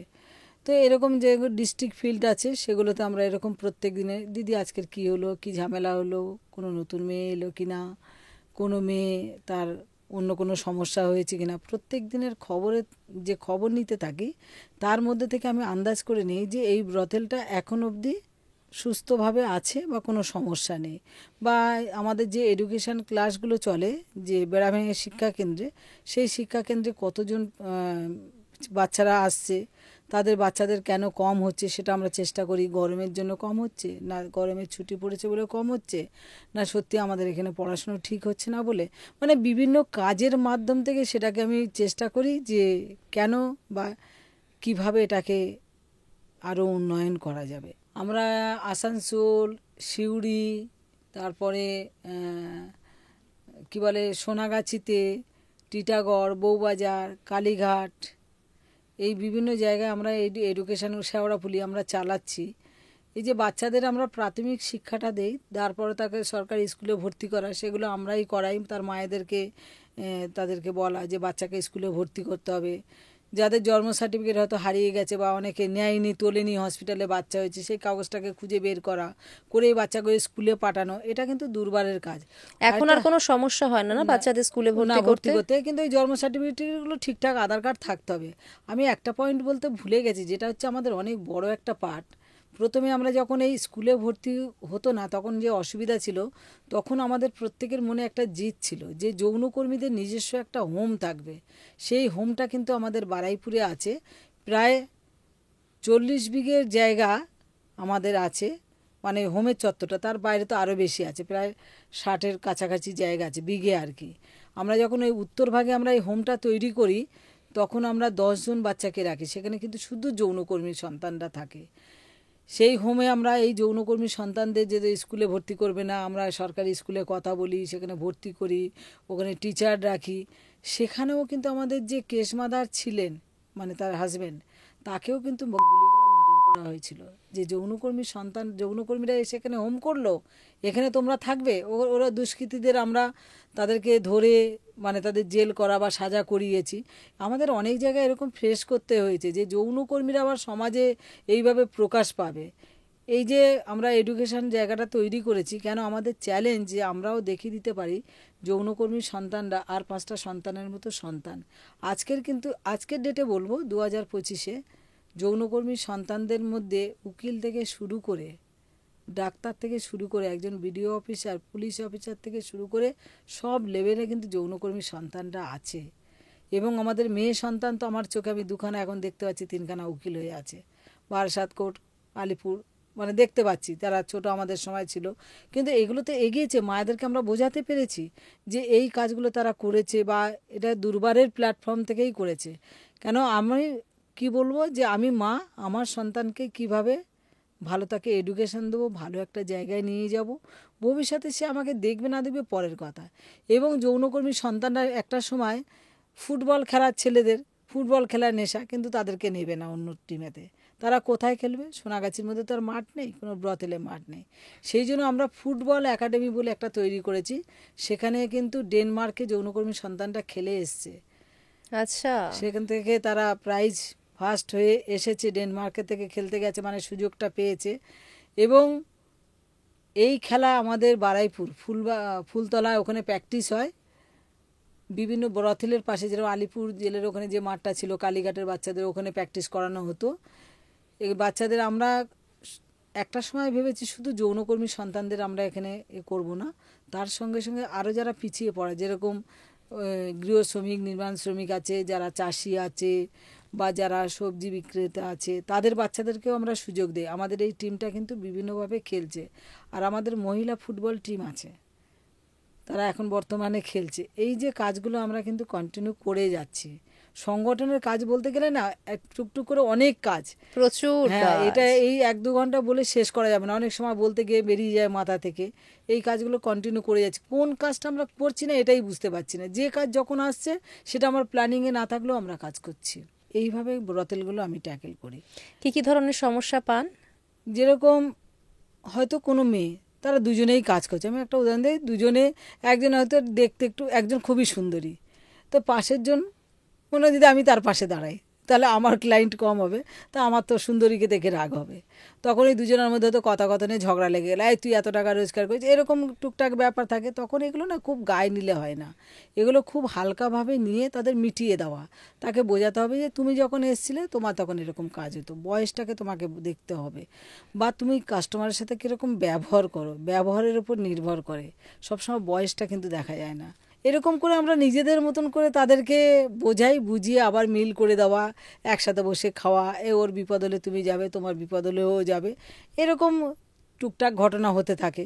বা হয়তো তার যে পার্টনার থাকে, যেটাকে বাবু বলা হয়, তার সঙ্গে কোনো সমস্যা হলে বাবুর সঙ্গে যখন ভালোবাসা, মানে স্বামীর সঙ্গে যাওয়া হয়, যেটাকে স্বামীর সাথে এক বালিশে মাথা পড়লে তখন আর যত প্রেমের গল্প হতে থাকে তখন দিদিদের কথা আর মনে থাকে না।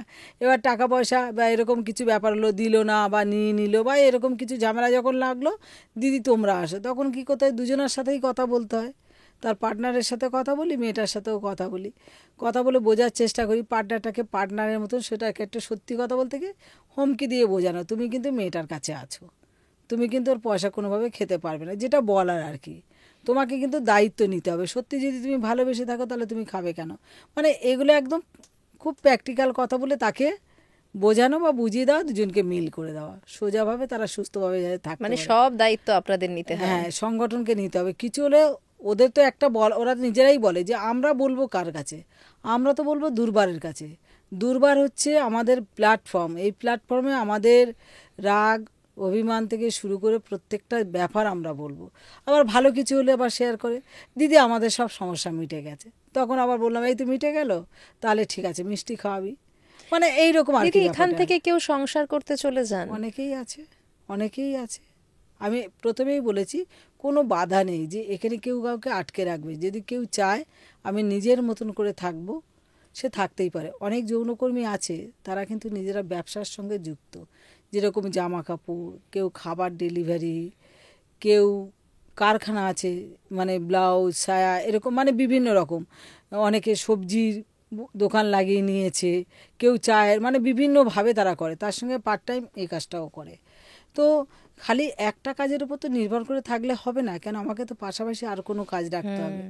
আমি নিজে যেরকম কসমেটিক বিক্রি করি, যেরকম ল্যাকমি থেকে শুরু করে বিভিন্ন ব্র্যান্ডের বিক্রি করে, এই মুহূর্তে পাচ্ছি না, বড্ড চাপে আছি, ব্যবসাটা লস যাচ্ছে, তো এরকম আর কি, আমার তো পাশে একটা কিছু রাখতে হবে। একদমই একটা ব্যবসার উপর তো নির্ভর করে থাকলে হবে না, কেন আমাকে তো নিজের জীবনযাপন করতে হবে। রোজগার করে যে টাকাটা রেখেছি সেটা যদি আমি ভেঙে খাবো তাহলে তো কলসির জলটা শেষ হয়ে যাবে না, তো আমাকে তো রেগুলার যেটা খরচা সেটা তো আমাকে রোজগার করেই বের করতে হবে। তো অনেকে অনেক রকম মেন্টালিটি আছে। আবার আজকাল তো এখন যেহেতু ফেসবুক কী সব টুইটার হেনা তেনা বেরিয়েছে, ভিডিও আপলোড করা, সেটাও দেখি অনেকে করে, ভিডিও বানাচ্ছে রান্নার, অনেক সময় নাচ গান করে বানাচ্ছে। তো তারা সে জিজ্ঞেস করে এগুলো কী হয়, বলে যে এখান থেকে টাকা পায়। তো কত ভিডিও করতে হয়, সত্যি কথা বলতে ওটার সম্পর্কে আমার খুব একটা আইডিয়া নেই, কিন্তু করে অনেকে দেখছি, এ তো এখন চলছে। তো শুধু খালি যৌন পেশার উপর নির্ভর করে সবাই কিন্তু নেই, কিছু না কিছু তারা করে। দিদি একটা কথা মানুষ স্বীকার করুক আর না করুক, আমাদের ভারতের স্বাধীনতা সংগ্রামের সঙ্গে কিন্তু সোনাগাছির নামটা জড়িয়ে রয়েছে। এটা যৌনকর্মীদের, সোনাগাছি কেন, যৌনকর্মীদের অনেক বড় একটা ভূমিকা রয়েছে। একদম। ইতিহাসটাকে দেখলে বা ইতিহাসটাকে যারা পড়েছে বা যারা জানে, তারা যৌনকর্মীদের অনেক বড় এই স্বাধীনতা সংগ্রামে যৌনকর্মীদের পাঠ আছে। সেই যৌনকর্মীদের যথাযথ সম্মান দিতে হবে, সেই সম্মানটা আমরা কতজন দিতে শিখেছি বা দিচ্ছি। আমরা প্রথমেই বলেছি যে কিছু একটা ঘটনা ঘটলে উদাহরণস্বরূপ সবসময় যৌনকর্মীদের কথা আসে, সেটা একেবারেই আমরা পছন্দ করি না, মন থেকে মেনে নেই না। কেন এই ব্যবসাটা হচ্ছে আজকের থেকে শুরু হয়নি, এই যৌন ব্যবসা বা যৌন পেশা এটা কবে শুরু হয়েছিল আমরা কেউ বলতে পারবো না, আমি তো বলতেই পারবো না, কেন জানি না আর এটা কাদের থেকে শুরু হয়েছিল। এই জন্যই কিন্তু সোনাগাছির এক একটা রাস্তার এক একটা নাম আছে। গৌরীশঙ্কর লেন, দুর্গাচরণ মিত্র স্ট্রিট, ইমাম বক্স লেন, সোনাগাছি নয় কিন্তু সোনাগাছি গাজী, লেন, হ্যাঁ। অবিনাশ কবিরা স্ট্রিট, মসজিদ বাড়ি স্ট্রিট, এটা এক একটা মানুষের নামেই কিন্তু স্ট্রিটগুলো হয়েছে। তারা জমিদার ছিলেন, তাদেরও এরকম চাহিদা ছিলেন, বাড়িতে তার সংসার পরিবার আছে কিন্তু বাইরে একজন তাদেরকে নিয়ে এসে রাখতেন। তো সেই জায়গা থেকে তো শুরু হয়েছে এই পেশাটার, কিন্তু চাহিদা আছেই বলে তো যৌন পেশাটা টিকে আছে। না, একেবারে আমরা যদি সত্যি ভাবি দিদি, যেটা আপনার সাথে আমার কথা হচ্ছিল আগেও, এই যে সমাজে রেপ এত বেড়ে গেছে, আমরা এখন খবরে দেখতে পাই, কোথাও না কোথাও খানিকটা আমরা তো এটা মানতে বাধ্য যে এই যে যৌনপল্লীগুলো রয়েছে তার জন্য কোথাও না কোথাও সাধারণ মেয়েরা বেঁচে যায়। অনেকটাই সেফ। আজকে যৌনকর্মীরা যে পরিষেবাটা পয়সার জন্য দেয়, যদি না দিত তাহলে আমাদের সমাজে আমাদের মেয়ে মায়েরা বোনেরা এত স্বাধীনভাবে ভারতবর্ষের বিভিন্ন জায়গায় রাতে ভিতে এইভাবে চলাফেরা করতে পারতো না। একটা সময় টাইম বাঁধা ছিল, আমরা কোন টাইমের মধ্যে রাস্তায় বেরোলে আমাদের কি হতো। রেপ এখনো হয়, আগেও হতো। আগে এত সোশ্যাল মিডিয়া ছিল না বলে এত হাইলাইট হতো না, কিন্তু এখন সোশ্যাল মিডিয়া আছে বলে আমরা প্রত্যেক দিনের খবর টিভি, ইউটিউব বা ফেসবুক বা বিভিন্নভাবে আমরা জানতে পারি। কিন্তু যৌনকর্মীরা আছে বলে এখনও কিন্তু অনেক সেফ আছে, এটুকু বলতে পারি। মানে সমাজের খারাপটা তারা নিয়ে নিচ্ছেন কোথাও না কোথাও নিজেদের মধ্যে। সেটা তো পেশা হিসেবে দেখেই আমরা নিয়ে নিয়েছি, আমরা নিজের ইচ্ছাতে পেশাটাকে বেছে নিয়েছি। কেন, সব কাজে কিছু না কিছু রিস্ক থাকে, তো যৌন পেশায়ও তো কিছু রিস্ক আছে। যারা কলকারখানা মেশিন চালায় এ করে, তাদের কি পেশাতে কোনো রিস্ক থাকে না? এখন সবখানে রিস্ক আছে, তাহলে কোথায় রিস্ক নেই আছে, কিন্তু রিস্কের মধ্যে থেকে কাজ করতে হবে, তার মধ্যে থেকে সমাজের যেটুকু উন্নয়ন হয় চেষ্টা করা যায়। অবশ্যই মানে সমাজের তো ভালো হচ্ছেই ডেফিনেটলি, মানে এটাতে তো কোনো সন্দেহ নেই। আজকে সত্যি এই যে আমরা স্বাধীনভাবে ঘুরে বেড়াচ্ছি, হয়তো আজও মানুষের রেপ হচ্ছে, কিন্তু কোথাও না কোথাও আমরা কিন্তু অনেক সেফ, অনেকটা সেফ আছি। যদি আজকে শহরে কোনো যৌনপল্লী না থাকতো আমরা হয়তো এতটা স্বাধীনভাবে ঘুরতে পারতাম না। খুব কঠিন বাস্তব এটা। দুর্বার অ্যান্টি ট্রাফিকিং এর সঙ্গেও তো আপনি বহু বছর যুক্ত ছিলেন। যেটা বলা হয় না যে মেয়েদেরকে জোর করে ট্রাফিকিং করা হচ্ছে, তখনকার ওই আমার যে অভিজ্ঞতা, এই যে কাউন্সিলিংয়ে বেরিয়ে আসে, এই যে জোর কথাটা বলা হয়, সব ক্ষেত্রে কিন্তু জোর নয়, সেখানে কিন্তু স্বেচ্ছায় আসা, তার চাহিদা আছে সেই জন্য আসা। আবার অনেক ক্ষেত্রে দেখেছি যে জোর করে নিয়ে আসা হয়েছে, তাদেরকে আমরা জেল করেছি। 2-3টে খুব মারাত্মক ঘটনা আমরা করেছি মানে আমরা পেয়েছি সেই মেয়েকে, আমরা পুলিশের সঙ্গে কাজ করেছি, করার পরে আমরা তাদের দিয়েছি, এখন তারা সাজা খাটছে। কোর্টেতে আমাদের প্রায় ঘন্টার পর ঘন্টা দাঁড়িয়ে আমাদেরকে সাক্ষী দিতে হয়েছে বা এখনও সাক্ষী দিচ্ছি। অনেক কেসে আমরা সাক্ষী আছি যে কেন জোর করে মেয়েটাকে নিয়ে আসা হয়েছে। এরকমও ঘটনা অনেক তখন হয়েছে। কোনো পার্টিকুলার ঘটনার কথা মনে পড়ে? পার্টিকুলার একটা ঘটনার কথা বলি, যখন আয়লা হয়, ক্যানিংয়ের একটি মেয়ে, প্রথমে সে দিল্লিতে যায়, দিল্লি থেকে তাকে ক্যানিং থেকে দিল্লি নিয়ে যাওয়া হয়, তারপরে সে এখানে আসে সোনাগাছি, তাকে আমরা এইখান থেকে রেস্কিউ করি। যে নিয়ে এসেছিলেন সেই মুহূর্তে সাজা খাটছে, তার নামটা না বলাই ভালো। সে এখন, তার হাত থেকে আমি রিক্সে আছি, সে আমাকে বলেছে বেরোলে দেখে নেবে, আমি জানি না এখন চিনতে পারবি কিনা, এখন বয়স হয়ে গেছে না আমার, তখন তো অল্প বয়স ছিল যখন ওকে জেলে দিয়েছিলাম। তো তার নিজস্ব 7খানা না 8খানা বাচ্চা যে রেপ করেছিল এই মেয়েটা, একদম এই থেকে 1 বছর 7খানা 8খানা বাচ্চা যে রেপ করেছিল। তখন আমি ওকে প্রশ্ন করেছিলাম, ওর বউ আমার কাছে এসেছিল যে দিদি তুমি একমাত্র আমার বরকে বাঁচাতে পারবে। আমি ওর বড় মেয়েটাকে দিয়ে উদাহরণ দিয়েছিলাম, এই বাচ্চাটা কার? বললো আমার। আমি বললাম তোমার এই মেয়ের বয়স কত? বললো 13 বছর। আর যে মেয়েটাকে রেপ করেছে তার বয়স কত? বললো 14 বছর। আমি তাহলে কোথায় ডিফারেন্স রইল? আজকে যদি তোমার মেয়েকে কেউ রেপ করে, আমি কিন্তু সেম কাজটা করব। তো তুমি তো একজন মা, তোমার মেনে নেওয়া উচিত যে তোমার বরের শাস্তি হোক। আর তুমি যদি মেনে না নাও, আমি মেনে নিয়েছি, শাস্তি দেব, তার জন্য যা যা সাক্ষী দেওয়ার সে সাক্ষীটা আমি দেব। তখনও আমার কাছে আসে, ওকে বুঝিয়ে আবার খাইয়ে দাইয়ে, বাচ্চাগুলো চা বিস্কুট খাইয়ে, অত দূর থেকে এসছে ক্যানিং থেকে, খাইয়ে দাইয়ে ওকে পাঠিয়ে দিলাম। অনেক কান্নাকাটি করছিল, তো আমি বললাম কোনোভাবে আমি এটাকে অ্যাডজাস্টমেন্ট তোমার সাথে করতে পারবো না। অন্যায় করেছে, শাস্তি অন্যায় পেতেই করেছে, হবে। শাস্তি ওকে পেতে হবে। এটা একটা ঘটনা। আরও একটা ঘটনা এরকম ছিল, একটা মেয়েকে এক ভদ্রলোক সেও নিয়ে এসেছিল, তখনও সেই মেয়েটাকে আমরা কেস করেছি, ওকে জেল করিয়েছি, কিন্তু আমরা চেষ্টা করেছি মেয়েটাকে হাইলাইট হতে দেয়নি। কেন মিডিয়ায় যখন হাইলাইট হয়ে যায় না, তখন তার বাড়িতে থাকাটা মুশকিল হয়ে যায়, সাধারণ জীবনযাপনে সমস্যা খুব হয়েছে। সমস্যা। সেটাও কিন্তু তাকে আমরা করিয়েছি, সাজা খাটিয়েছি। মানে অনেক অভিজ্ঞতা আপনার হ্যাঁ, এগুলো ওই সময়টা এমন হয়েছে যে যতদিন ছিলাম বা এখনও অবধি কোনো জায়গায় এরকম মেয়ে আসলে ফোন তো আসবে, দিদি এটা এসছে, তার কারণ তার সাথে ডাইরেক্ট কথা বলার, কেন দায়িত্ব নিয়ে কাজ করতে হয়েছে।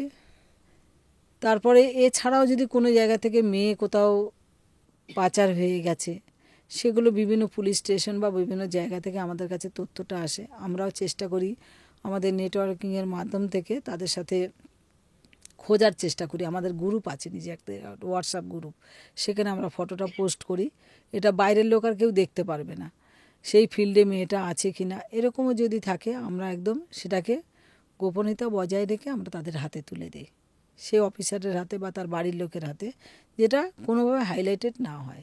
তো এরকম অভিজ্ঞতা দুটো একটা করে আছে। তো বেশিরভাগটা আমরা চেষ্টা করি বাড়িতে পাঠানোর, বাড়িতে পাঠালে সে সেফ থাকে। দিদি, এবার একটু আপনার কথায় আসি, আপনি এই পেশায় কিভাবে এলেন? আমি যখন এই কাজে আসি, কাজের খোঁজে আসি, এসে আমি প্রথমে মানে দক্ষিণ কলকাতায় ঢাকুরিয়াতে কাজ করি। সেখানে দেখেছি কাজ করতে গিয়ে আমার ঠিক মনের মতন হয়নি, যেহেতু আমি গৃহ শ্রমিকের কথা বলেছি। সেই দাদা ভাই আর দিদি মানে দাদা বাবুর যে টাচ, সেটা আমি বুঝি আর না বুঝি, এখন সেটা বুঝি আর কি, সেটা আমার ভালো লাগেনি তখন, যদিও আমি অত বুঝতাম না, বয়স কম ছিল তখন ওই সম্পর্কেই বুঝতাম না তো কিছু। তারপর আমি বাড়িতে ফেরত চলে যাই। তারপরে বছর 4-5 পর যখন আমার মোটামুটি প্রাপ্ত বয়স হলো, আমি তখন এখানে কাজে আসি। আমাদের গ্রামের আমার দূর সম্পর্কের দিদি আর কি, তাকে বলি আমার একটা কাজ দেখে দিই। সে এখন পরিষ্কার বলে যে কাজ করবি, আমি ঠিক আছে গিয়েই দেখি কি কাজ, কেমন করা যায়। বাড়িতে কি সিচুয়েশন ভালো ছিল না? না, ছিল না। বললাম না, বাবা অসুস্থ ছিলেন, আমরা 4 ভাই বোন, আমি মানে বাড়ির বড়। গ্রামে যে কাজ করতাম সেটাতে ঠিক পোষাতো না, সংসারটা চলতো না আর কি ঠিকঠাকভাবে। তো তখন আমি কলকাতায় আসলাম, এসে আমি দেখলাম যে যদি এই কাজটা আমি ভালোবেসেই করি আর পেটের জন্যই করি, তাহলে এটা খারাপ না, তাহলে আমার পরিবারকে আমি বাঁচাতে পারবো। সমাজ বা অন্য কেউ কে কী বলবে আমি কারোর কথা শুনবো না। যে আমার কাছে তখন মনের মধ্যে এরকম একটা জিদ ছিল যে আমি যেদিনকে খেতে পাচ্ছি না বা আমার পরিবারের লোক খেতে পাচ্ছে না, কেউ এসে বলছে না যে তুমি 1 কিলো চাল নাও ভাতটা করে খাবে, বা এরকম কেউ বলেনি। বা আমি একটা উপযুক্ত সায়না মেয়ে, একটা ছেঁড়া জামা পরে আছি, তখন কেউ কিন্তু আমার গায়ের জামাটা দেয়নি। তো আমি তখন ভেবেছি আমি যে কাজটা করছি ভালোবেসে করব, এটাতে আমার ভালো মন্দ আমার নিজের সিদ্ধান্ত নিয়েছি, আমি কারোর কথা শুনবো না। তাতে অনেকের আপত্তি হতেই পারে। আমি আমার পরিবারকে দেখেছি, পরিবার দেখতে দেখতে এবারে যখন পরিবার একটা জায়গায় পৌঁছে গেছে, তখন কিন্তু আমি নিজেকে দেখেছি। কেন আমার নিজেরও তো লাইফ আছে, আমি সেই নিজের লাইফটাকেও তো ঠিকঠাকভাবে তৈরি করব। কেন সারা জীবন তো আমি কাজের সঙ্গে যুক্ত থাকতে পারবো না, বা থাকাও সম্ভব নয়। আমি তখন অন্যভাবে যেরকম এই দুর্বারের কাজে যুক্ত হলাম, আমি নিজে কাজে থাকতে থাকতে দুর্বারের সঙ্গে যুক্ত হলাম, যুক্ত হয়ে আমি সংগঠনের কাজে যুক্ত হয়ে গেলাম। কেন যুক্ত হলাম? যে আজকের ওই কাজে পেশার সঙ্গে যুক্ত ছিলাম বলেই কিন্তু আমি এখানে দুর্বারের কাজে যুক্ত হতে পেরেছি। এইবারে সেই জায়গা থেকে সবাইকে এটাই বলি যে আমরা পরিবারের জন্যই আসি, পরিবার কতটা আমাদের গ্রহণ করে এটা দেখতে হবে।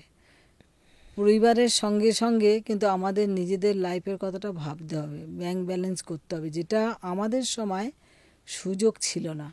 এখন যারা আছে এই কাজের পেশার সঙ্গে যুক্ত, তাদের অনেক সুযোগ সুবিধা আছে, ব্যাংক ব্যালেন্স। আগে আমাদের সময় না ব্যাংকের সুযোগ ছিল না। দিদি, আপনি কি কি ফেস করেছেন এই কাজে এসে? আপনি যদি অতীতের কথা ভাবেন তাহলে আপনার কি মনে পড়ে? আমি এই কাজে এসে যেটা ফ্রেশ করেছি সেটাই ব্রথেলে কিন্তু কিছু ফ্রেশ করিনি, সত্যি কথা যেটা। আমার সঙ্গে এরকম হয়নি, হয়তো আমার একটু মুখটা বেশি, আমি একটু তর্ক টর্ক বেশি করি আর কি, সেই জন্য। কিন্তু আমার গ্রামে অনেক ফেস করতে হয়েছে। যেরকম আমার বাবা মাকে একঘরে করে দেওয়া হয়েছে, বা আমাকে ডেকে বলা হয়েছে তুমি অমুক হয়েছো তমুক হয়েছো। আমি বলি হ্যাঁ হয়েছি। কারা কারা দায়িত্ব নিচ্ছে বলুন, আমার পরিবারের দায়িত্ব নাও, লিখিত দাও, আমি তাহলে যাব না কলকাতায়। কিন্তু একজনও ব্যক্তি কেউ এগিয়ে এসে পরিবারের দায়িত্বটা নিতে পারলো না। তো আমি তো বুঝে গেলাম যে এরা কেউ দায়িত্ব নেবে না, কিন্তু আমাকে বলতেও ছাড়বে না। তো আমি তাদের কথা শুনবো কেন? আমি শুনবো না, তখনও শুনিনি, এখনও শুনবো না। আমার মন যেটা চায়, যে কাজে আমি নিজেকে খুব কি বলবো সেফটি মনে করি, বা আমি নিজের মতন করে কাজ করতে পারি, সেই কাজটাই আমি করব। কোনোদিন কোনো বিপদে পড়তে হয়নি দিদি? না, ওরকম বিপদ আমার খুব একটা পড়তে হয়নি। ওই যে বললাম আমার বাবা মাকে একঘরে করে দিয়েছে, বোনের বিয়ের অসুবিধা হয়েছে, সেগুলো আমি কাটিয়ে উঠেছি। কিন্তু নিজের জীবনে যে খুব বিপদে যখন এই পেশার সঙ্গে যুক্ত হই, খুব একটা এরকম হতে আমার হয়নি। যেটা আমার হয়নি সেটা আমি বলতে পারবো না, না, একেবারেই কিন্তু আমার জীবনে আমি এই সংসার নিয়ে অনেক কষ্ট করেছি। আমি গ্রামে বাগদা চিংড়ির মিন ধরেছি, মিন চাষ করেছি, বাগদা চাষ করেছি, মাছ চাষ করেছি, লোকের খেতে কাজ করেছি। তারপর আমি কলকাতায় এসেছি, কারোর বাড়িতে কাজ করেছি, এগুলো আমি করেছি। কিন্তু আমি কাজের সঙ্গে যুক্ত রেখেছি, কিন্তু আমাকে সেইভাবে যে কেউ মারধর করেছে বা আমাকে অন্যভাবে কেউ তাড়ি দিয়েছে বা এরকম সঙ্গে আমার মানে কারোর সামনাসামনি হতে হতে হয়নি। হয়নি, না, কেননা আপনার মনের জোরটা বরাবরই বেশি। কারণ আমি না সবসময় ভাবি যে আমাকে কেউ অপমান করলো তো আমার গায়ে লাগলো না, আমি ওটাকে উড়িয়ে দিলাম। ওটা যেটা আমার মনে হয়, যদি কেউ আমাকে কেউ কিছু বলছে না, যে দেখি এই কথাগুলো যে বলছে এটা কাজে লাগবে যেটা, সেটাই আমি মাথায় রাখি, বাকিগুলো সব ভুলে যাই। কিন্তু আমি মনে রাখতেই পারি না। কিন্তু আমি অপমান কেউ করলে আমি অপমানের বদলা নেই, এটা আমার মনের জিদ আছে একটা, যে আমি ওই সঙ্গে সঙ্গে বদলা নিলাম তা কিন্তু নয়। আমি এটাকে মনের মধ্যে খুব পুষে রাখি বা মনে রেখে দেই। আমি সময় মতো ঠিকভাবে ওইভাবেই কিন্তু সেটা বদলা নেই। আর সেটা কিন্তু আমার গ্রামের সাথে আমি নিয়েছি। আমি এটা দেখিয়ে দিয়েছি যে আমার বাবা আমাকে বড় করেছে, আমি কলকাতায় এসেছি, আমার যে বদনাম করেছে, সেই বদনামের যে মানে হওয়ার ক্ষেত্রে যে অপমান বা যেগুলো হয়েছে, তার বদলাটা কিন্তু আমি গ্রামে নিয়েছি। এখন গ্রামের প্রত্যেকটা মানুষ আমি না গেলেই বলে বিশাখা কেন আসলি না, কেন আসছি না, সেই পরিবার এগিয়ে আসে। আমি কিন্তু পরিবারের সাথে মিশতে নারাজ। খালি আমার বাবা মা ভাই বোন মানে এটুকু, আর বাকি আমার আরও যারা পরিবার, জ্যাঠা কাকা ইত্যাদি ইত্যাদি যারা আছে, আমি কারোর সাথে মিশতে নারাজ। কেন, একটা সময় এরাই কিন্তু পরিবারের লোকেরা দূরে ঠেলে ফেলে দিয়েছিল। গ্রামের লোক কি ফেলবে, তারাই ফেলে দিয়েছিল। সবসময় কী হয়, বিপদ হলে ঘরের লোক যদি সাথ দেয় না, হ্যাঁ, তাহলে সেই জায়গাটাকে কাটিয়ে উঠতে পারে। কিন্তু আমার ঘরের লোকের সাথ দেয়নি, তো আমি সেই জায়গাটা ভুলে কি করে যাব? তারা আসুক আমার কাছে, আমি কিন্তু যাব না। মানে আপনি সহজে ক্ষমা করেন না? না, এটা আমার কিন্তু খুব জিদ। সেটা এখনও সেটা আছে। কেন, সেটা আমার নিজের ক্ষেত্রে হয়, ছেলেমেয়ের ক্ষেত্রেও হয়। একদম সোজা কথায় বুঝিয়ে দেই, তুমি যেটা করলে এর জন্য কিন্তু তোমাকে যে ভুল করেছো এর মাসুল দিতে হবে। সেটা আজকের হোক আর কাল হোক, দিতে হবে। কিন্তু আমি কিন্তু সহজে ভুলি না। দিদি, আর আপনার ছেলে মেয়ে কজন? এক ছেলে এক মেয়ে। ছেলে মেয়েদের ছোটবেলা থেকে কি করে মানুষ করলেন? সমস্যায় পড়তে হয়েছিল ওদের নিয়ে কিছু? ছেলে মেয়েকে মানুষ করা বলতে, ছেলেকে আমি হোস্টেলে রেখে মানুষ করেছি। ছেলে যেহেতু আমি নিজের উপরে ভরসা করে আর কি, কারোর প্রতি না, বাবা মা না, ভাই বোন না, বা আমার স্বামী না, আমি কারোর প্রতি ভরসা করি না। আমি জানি যে আমার ছেলে আমাকেই মানুষ করতে হবে। আমি হোস্টেলে রেখে ওকে মানুষ করেছি, মেয়েকেও হোস্টেলে রেখেই মানুষ করেছি। বড় হয়েছে, প্রেম ভালোবাসা করেছে, আমি কোনোদিন কারোর স্বাধীনতা হস্তক্ষেপ করি না। ছেলে প্রেম করেছে, যে মেয়ের সঙ্গে প্রেম করেছে তার সঙ্গেই বিয়ে দিয়েছি। ছেলের জীবন সুখী, মেয়েও তাই, মেয়েও সুখী আছে। ওরা সুখী মানে আমি সুখী। আমার জীবনে কি চাই? আমি ছেলে মেয়ে সুখী থাকলে আমি সুখী চাই। হ্যাঁ, যেটা হচ্ছে বয়সের সঙ্গে জিদটা আবার একটু কমে, কারণ ছেলে মেয়ের জন্য অনেক কিছু ছাড়তে হয়। সেই জন্য কিছু পরিবর্তন কিন্তু এখন এসেছে ছেলে মেয়ের জন্য। অনেক সময় ভেতরে ভেতরে রাগ থাকে, সেটা পরে আবার বলি যে এটার পরে এটা করতে হবে, এটার পর না করলে হবে না, তুমি এরকম আমাকে বলতে পারো না। সেগুলো বুঝিয়ে বলে দিই। ওই চিৎকার করলে কি হয়, এখনকার ছেলে মেয়ে তো তাদের মেজাজটা অন্য টাইপের, যতই শিক্ষিত হোক না কেন, তাদের মনের মধ্যে অন্যভাবে রাগ বা ক্ষোভ তৈরি হয়, সেটা তৈরি হতে দেই না, কেন সেটাকে ভেঙে দিয়ে আমি ছেলে মেয়ের সঙ্গে খুব বন্ধুর মতন মিশি। আমার জীবনে কি হয়েছে আমি তাদের সাথে শেয়ার করি, বা তাদের জন্য আমি কি করেছি, বা তারা তার ছেলে মেয়ের জন্য কি করবে, এগুলো প্ল্যানিংগুলো বলি যে তুমি এটা থেকে এটা করো, তুমি করো, আমার মনে হলো এটা বললাম, তুমি করবে কি না করবে সেটা তোমার ব্যাপার, কিন্তু আমার মনে হলো যে আমিও করেছিলাম, তুমিও করো, এগুলো তোমরা বেছে নাও বা এগুলো করতে পারো তোমার যদি মনে হয়। তো এইভাবেই কিন্তু এখনো অবধি আমি সুখী আর কি। না না, এখন খুব অবধি ভালো, কোনো সুখী থাকুন। কেননা আমরা তো বিভিন্ন জায়গায় দেখি যে যারা যৌনকর্মী রয়েছেন তাদের ছেলে মেয়েদের অনেক সমস্যায় পড়তে হয়, বিশেষত সেই আবারও বলতে হবে বিভিন্ন সোশ্যাল মিডিয়ায় বা সিনেমাতে বা যেটা গল্পে হচ্ছে দেখি। এখন অবধি সোশ্যাল মিডিয়াতে কোনো অসুবিধা হয়নি, আমাদের সমাজ কিন্তু পরিবর্তন হয়নি, কেন আমার সঙ্গে সঙ্গে যে আমার ছেলে মেয়েকে কোনো সমস্যায় ফেলবো সেটা কিন্তু আমি চাই না। কিন্তু আমার ছেলে মেয়ে তো আমার কাজে কখনো বাধা দেয়নি, আমার এই যে ইন্টারভিউ থেকে শুরু করে বিভিন্নভাবে কোনো দিন আমার ছেলে মেয়ে বাধা দেয়নি, আমি কিন্তু আমার কথা বলে যাই। এবারে যারা সমাজের লোককে বুঝতে হবে যে তার মা যে কাজ করেছে বলে ছেলে মেয়ে করবে তা তো নয়, তার একটা হতেই পারে আমি আমার মতন করেছি, ছেলে মেয়েকে মানুষ করেছি, তার তো নিজের মতো সে কাজ বেছে নিয়েছে বা পেশা, মানে তার নিজের কাজটাকে বেছে নিয়েছে, সংসার বেছে নিয়েছে, তাহলে অন্যভাবে তাকে হ্যারাসমেন্ট করা হবে কেন? কিন্তু হ্যারাসমেন্ট এটা আমার ক্ষেত্রে হয়নি, কিন্তু অন্যের ক্ষেত্রে হয়, যে তারা সামাজিক পরিবর্তন এখনও আসেনি, মা যৌনকর্মী বলে তার মেয়ে যৌনকর্মী হতে হবে, এটা কি ঠিক? একদম ঠিক একদম নয়। নয়। আমি একজন মা, এটাই হচ্ছে বড় কথা। আমার ছেলে বা মেয়েকে আমি সবসময় চাইবো যে আরও কিছু হোক, আমি যৌনকর্মী হয়েছি বলে সে যৌনকর্মী হবে তা নয়, আমি ডাক্তার হয়েছি বলে সে ডাক্তার হবে তা নয়, আমি তো আরও কিছু বেটার চাইবো। মা কি চায়? মা সবসময় ছেলেমেয়ের উন্নতি চায়, তো আমি মা হিসেবে সেটাই চাইবো, বা প্রত্যেকটা মা সেটাই চায়, কিন্তু সবার ক্ষেত্রে সেটা হয়ে ওঠে না, হয়তো অন্য কিছু হয়ে যায়, অনেক সময় শুনতে হয়। আমি আবারও বলি, পরিবারের কাছ থেকেই যৌনকর্মীরা বেশি কষ্ট অপমান, পান। কষ্ট সবটা পায়। কেন? যৌনকর্মীদের মনটা না অনেক বড় মাপের, এরা কখনো বোঝে না মানে কখন শেষ জীবনে কি হবে কে দেখবে, এই জন্য আমরা জীবনটাকে খুব রিল্যাক্স করি, খাওয়া দাওয়া পড়া ঘোরা সবটাই। কখনো ভাবিনি যে আমার বয়স হবে কে আমাকে খেতে দেবে, এটা ভাবিনি, এখন আমার যেটা ইচ্ছা আছে আমি সেটা খেয়ে নিলাম। ভালো থাকুন দিদি, আর আপনাদের চাহিদাগুলো যে দাবিগুলো আছে তা পূরণ হোক এই আশাই রাখবো। খুব ভালো থাকুন, অনেক কিছু জানলাম, কথা বলে আমার তো খুব ভালো লাগলো। দুর্বারের পক্ষ থেকে আপনাদের চ্যানেলকে ধন্যবাদ জানাই যে আপনারা এইভাবে প্রোগ্রাম করুন, যে সমস্ত মানুষদের কথা বলতে পারে না অনেক সময়, সেটা এরকম মানে ইউটিউব বা সোশ্যাল মিডিয়ার মাধ্যমে এগিয়ে আসুক। সমাজের প্রত্যেকটা মানুষকে আমি বলবো যে আপনারা পরিবর্তন হন, কোনো পেশাকে ছোট বলে মনে করবেন না, কোনো মানুষকে ছোট বলে মনে করবেন না। কারোকে নিয়ে যদি কোনো কাহিনী বানাতে হয় অন্তত তার বাস্তবটা জানতে হবে, জেনে বানাতে হবে, ভুলভাল তথ্য কোনো জায়গায় না দেওয়াটাই ঠিক। ধন্যবাদ, ভালো থাকবেন, সুস্থ থাকবেন, নমস্কার। ধন্যবাদ দিদি, আপনিও খুব ভালো থাকবেন।